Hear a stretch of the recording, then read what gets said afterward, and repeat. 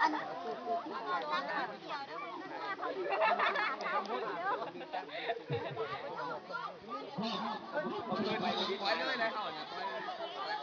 คุณจ้างเลยที่เลยด้วยทีมไหนชนะ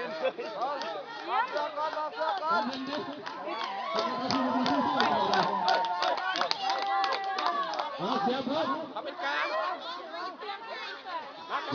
งเนี่ยดีไหมเอาส่วนทั้งนั้นมาเพิ่มเลยนะเพิ่มเสื้อก่อนไหมมาเพิ่มก่อนเพิ่ม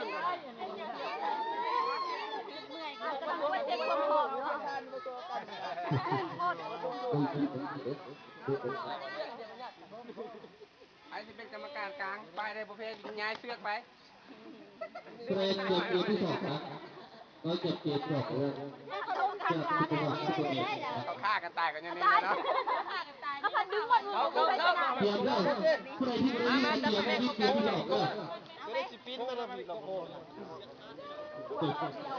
ใครที่เกียร์ที่เกียร์ที่สองก็ดูเกียร์พันละบ้าใครไม่อยู่อะไรได้เหยียบก็ได้คือจะเหยียบตีดูได้เฮ้ยยาวไปเป็นก้อนเฮ้ยไม่ใช่แล้วกัน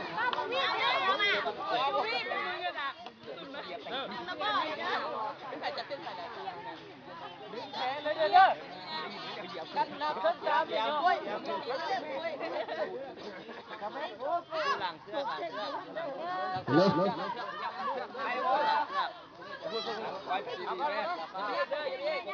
อาจารย์วางจะสู้ดีดีนะไม่ต้องดึงเชือกขึ้นมาเลยเดี๋ยวเด้อจอ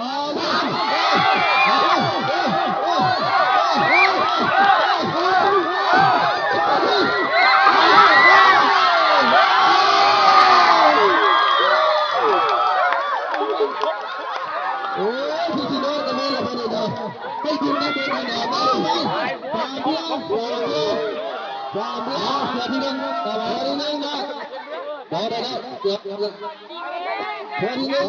อีกตัวหนึ่งตัวละทับตัวได้ที่ตีป่าเด้อไปเลยสามเพื่อตัวเปียกไอ้ชนะสองคนนั้นไหนตัวละ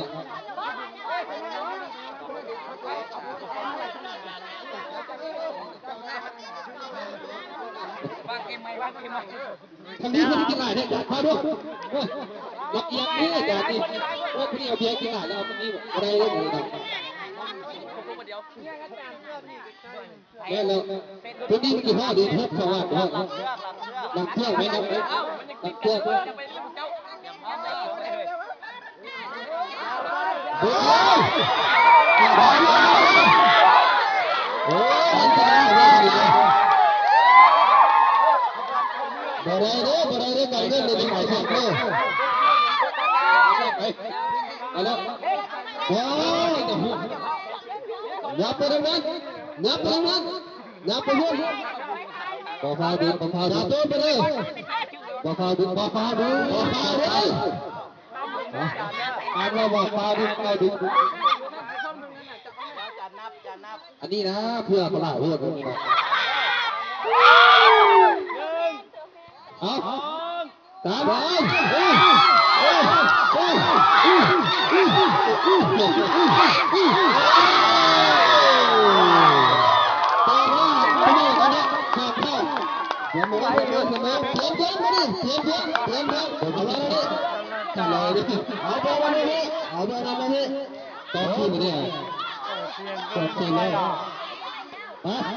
ตัวที่สองเขาไหวเขาเนาะเขาตั้งขาดูอย่าเดี๋ยวเบิ่งดูคนละเบิ่งดูเขาแม่เขาไม่ได้ขี้เหล้าขี้เมานี่พอแล้วเพิ่ม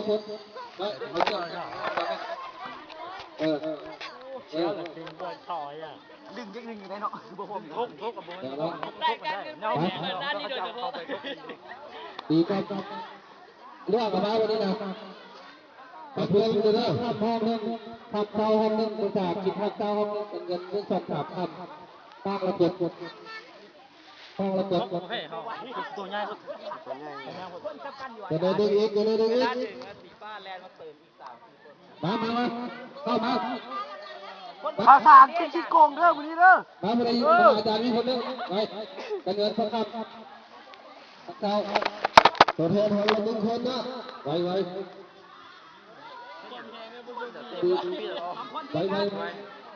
ที่นี่ตัวแทนเข้ามา